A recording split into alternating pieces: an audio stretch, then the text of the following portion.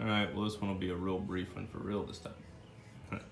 So you see I got hood hinges put back on. I've got these doors set to where I like them for the most part. So a little bit of stick out at the bottom of the rocker, you can see. I tried knocking it out, the door lip out. I might be able to take the door off and move, just kind of bump it out a little more. I don't know. But I got it about where I want it. I can adjust what little's there with a little bit of filler. But my door gap on the bottom's good. I haven't done anything here yet. So this gap is obviously way too tight. You can see the filler there. As far as my lines, this one's slightly off. I might have to do some filler work here. I don't know how I'll be able to adjust that otherwise. The top's good. My gap's decent on the top sections. My cross here is good. This needs to be tapped down just a hair, but not much. As far as the door opening and closing, let's see. See if you can see it. Strike needs to move just a hair down, I think. But that's pretty much on point. So you can see down near the bottom, I chipped that while I was 2x4ing the door in a little bit, but I'm starting to get surface rust, which I don't like, but that's the lovely Mississippi humidity, and that's my fault for not coming back and coating this bare metal where I sanded through. The one thing I'm paranoid of is that moisture is soaking into this body filler and getting down, but I thought about this for a second, and my fear was that there's moisture gonna get trapped in the body filler. Now granted, it could still get trapped in the body filler whenever I go and spray epoxy over it. I don't really know a way to get rid of that other than throwing a fan on it for a while, or waiting after we've had some dry weather, or pushing it out into the sun, which isn't really a possibility. But there's not, where you see bare metal is the only place that you see bare metal, because all this body filler was scraped over primer. I don't think I went back and swiped body filler over any bare metal. So I shouldn't have any problem with moisture getting down to that. If someone wants to comment and fill me in on whether or not that's the case, or a good way to make sure I don't have any moisture in this filler whenever I go to spray, go ahead. But like I said, this bottom, I gotta trim some of the door away. I don't see any other way to fix that. My gap here needs to be filled a little bit. I'll have to weld a little bit on the back of the door here probably to catch that up, or put some body filler on this corner here, which I might also do. I don't know, I might just put body filler on this corner, but I'm not 100% on how I want to handle that. It's a point, which means it'll be a spot where it would easily chip, I guess, if I did have that thick a body filler. So I think I'm better off just welding that. Anyways, the other side I think was done, but I'll show it just in case. I think this was done last time. Pull this out. Top's good. My gaps are good except for, it gets wide up here, which I'll have to weld on the door to fix that. This, I'm not sure, that seems like it might be all right. Gets tight down here on this point. I'll have to sand or grind a little bit of this door away here. Same thing down here. This corner gets a little tight. But, so the bottom is pulled out on the fender, but I did trim this. And you're not gonna see it lined up quite right because the bottom's pulled out. But this point here still has to be dealt with a little bit. This gap here kind of curves this way. Gotta deal with that. I don't want to mess with these fenders until I get the hood on and get my gap straight up top. Can't put the hood on because, well, the car's so high up off the ground, it won't clear because I don't have a fancy high bay shop. So I'll have to get the roommate out here, and we'll have to lower the rotisserie down to hopefully just here maybe. I don't know, one of these pinholes. We'll drop it down anyways and get the hood put on. Once I get it on, I can raise it back up with the hood down. It's mainly just getting those bolts in on the hinges. But on to predicament here. I'd said I was gonna look up pictures of what this looked like just flat. Found some cars that have it that way. I don't really care for it. I thought it would be all right, but it's, I don't know, it just seems like something should go here. It literally just looks like it's missing off the car. And the back just doesn't have the accent. It looked plain. They actually did away with the trim pieces here too. And I'd already planned on painting these just black. So without having these on here, I'm definitely gonna have these accents, but this adds a good bit of accent.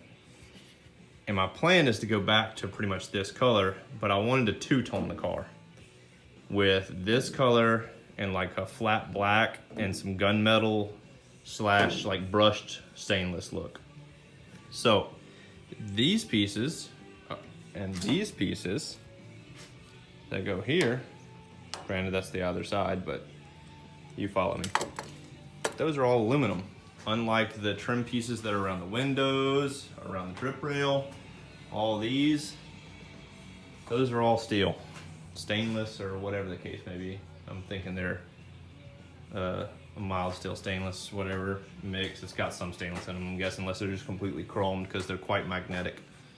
These, however, aren't magnetic. And I think what I'm gonna do with these is anodize them and do away with the chrome. Now, I don't know how this chrome is. I don't know if this might just be polished aluminum. So I'm gonna take some light sandpaper to them, I think, and just scuff and see if all it is polished. And I will either, one, leave them with a brushed look, or I will anodize them black. I haven't quite decided, because a lot of the stuff that I have that's aluminum on the car, I was planning on anodizing black. Once I get into doing my own anodizing, like these hinges, I wouldn't mind seeing those anodized black. They're currently like a polished look, and I don't really want to do anything chrome or shiny or polished. So all the aluminum stuff I was gonna do matte black or anodized black. So let me know what you guys think about that, just opinions. I'm pretty much decided. It's either gonna be anodized black or just brushed. Get rid of this polished look. And if I have to, the fronts, if I don't anodize them, I might just leave them with a brushed look and just kind of scuff, give them a scuffed look. I might be able to get some, take them apart and get some soft media, like bead material, and just kind of bead blast them in here in the cabinet, just to give them kind of a rough look. I don't know. It might be more work than it's worth. Let me know what you think. I had two inputs, and I don't even remember who necessarily said which one. I know Turbo Mustang said something, and I'm blanking on who the other person was right now, but pretty much one of them said that if I end up seeing body filling this, it's gonna crack. And I could see that happening. These are probably gonna get some movement to them over body flex and everything, that it probably would crack this. The other one said to epoxy this, pretty much glue this piece on. Now granted, as long as I have these in place already, it's fine. I can pop, actually these don't pop off, these slide on and bolt on. So I would have to make sure the car is painted. So that'd be a kicker. I'd have to have these, I guess, in place and take them off. So I'd need to have this epoxied, put them on, and I'd tape them off whenever I go to paint, since you can't really remove them and add them. So I don't know. I might end up just leaving these removable. I had to look up how they did them. I don't remember if they just run a razor blade down this to separate it or how they do. But that's the plan. I did also decide on another change, and this video is getting longer than I intended yet again. So I feel like I'm always trying to sell my shit, but if anyone ever needs any of this stuff, message me. I'll pretty much practically give this shit away almost. I mean, I'd like to make some money off of it, but this pedal assembly, no longer needed. Obviously I have Willwood pedals. It has a ball bearing setup on it that I installed. So alternator won't be getting used. The starter won't be getting used. This power steering pump back here won't be getting used. And recently decided this fuel pump is a Holly Red. I think it's Holly Red. Oh, okay, blue electric, Holly blue. I could have sworn it was a Holly red. I might actually be able to use this thing to double check what the Holly blue puts out, but I don't think it puts out EFI pressure. But got a Holly blue fuel pump.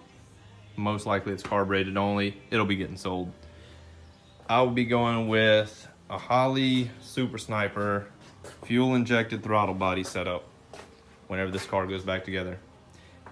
If anyone needs a blow through carburetor, I'm selling my Quick Fuel Technology SS650 BAN.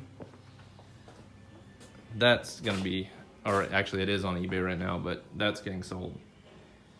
And that is multiple reasons why I decided to go this route. I've been watching videos galore on this, and it adds to the budget of the build. It's gonna cost $1,200 for that kit. I'm hoping I can sell the carburetor for at least $600 and pay for half of it. But you wire it up. I mean, I was already planning on going wideband, so the car's gonna have a wideband already anyways. The plan is to go twin turbo on this car. Kept debating between single and twins. Single is more power up top. I mean, it gives you more power overall. If you're going big, drag racing, that's the way to go, from what I've read. I don't plan on drag racing this car, really. I mean, it might see the drag strip, but that's not the point of this car. This is a pro touring car. I'm building it for drivability, and twin turbo gives me earlier spool up and probably worse gas mileage, but more drivability, more fun to drive, just streeting. So I'll be going with twin, fairly small-ish or mid-sized turbos, and it'll be, I don't know of another way to do it other than putting a wideband on one pipe. That'll be for my gauge, and then the other side will probably have the wideband for the throttle body EFI. But you pretty much, you hook everything up, wire it in, set your settings as far as your motor size, cam size, your desired fuel ratio, and you crank it up and it auto learns, and that gets you started. I mean, I've been watching videos galore, and it has so many options for tuning, and I'll probably be getting rid of my MSD 6AL2 ignition box as well, because this thing does everything that thing can do, I believe. The only thing I'm not positive on is launch control, and it probably doesn't have the different driver modes. That's one nice thing the 6AL can do. You can set different rev limits switched, so if you ever valeted the car or had to take it to a shop, you can set a hidden switch and set the rev limiter to like 1200, so you don't have to worry about them dogging the shit out of your car. But I don't know if it has any features like that. I don't know if it has launch control. I think it does, but I've got to do a little bit more reading on it, but I'm sold on it. I mean, it's simplicity. I don't have to worry about cold weather start. The carburetor that I have is blow through. It has no choke. It's just four annular boosters, but it's, I don't know, every time I ran it before, cold weather, you had to sit there and pop the throttle. It took a little while to get it started. It's more hassle than it's worth. EFI is just simple, easy, and this car is gonna be driven. I mean, it's not race car, so that carburetor was also meant for like wide open throttle running for the most part. I mean, it was meant for race car, honestly, and it's not the route I'm going with this. So if anyone needs any of that stuff or is interested in it, let me know. Work something out. I need to get some of this stuff sold so I can afford the rest of the parts, to be honest. And there's not a whole lot shy of bodywork stuff I can do to this car still before I start sinking money into it. I need to do fuel lines, I need to do brake lines, I need to buy brakes, I gotta buy the front shock still, all the power steering stuff. Most of the parts interior wise I'm reusing for the time being just to save money and get the car on the road. But I mean, I still gotta do the hood, I gotta do the trunk work, I gotta do these, I gotta do the fender work. Past that, it's spend money time. So, let me know what you guys think, and sorry for making this video longer than I should have, but hopefully next time I'll have the hood on and some fender work done. I also have to modify my gas tank up there. It's because it'll run a return line that I don't have, and that fuel line will probably be going in the trash. Most likely we'll be running all new lines. I don't know the details. Another thing I have to look up is your fuel line requirements, whether or not they have to be hard line when going the length from front to back or not for different race requirements. I mean, I'd like to keep it to spec in case I do ever race the car. So I have to find out if you can actually run like braided steel from front to back, or if I even want to do that. All right, guys. Thanks again. Till next time.